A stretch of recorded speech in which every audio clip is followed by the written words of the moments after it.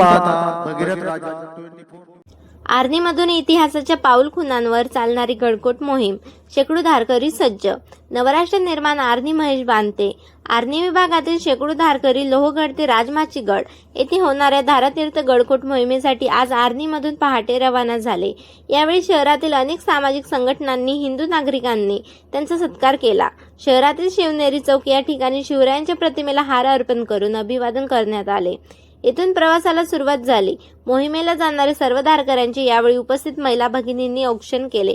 धारातीर्थ गडकोट मोहिमेची आज पहाटे सुरुवात झाली। मागील 5 वर्षापासून आर्णी विभागातून धारकरी मोहिमेसाठी सातत्याने जात आहेत।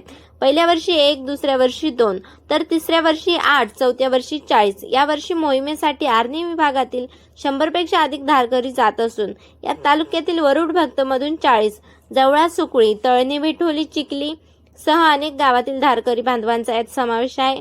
सर्व धारकऱ्यांना मोहिमेला जाताना शुभेच्छा देण्यासाठी शहरातील अनेक सामाजिक संघटना, हिंदू बांधव, महिला भगिनी यावेळी शिवनेरी चौकात उपस्थित होते।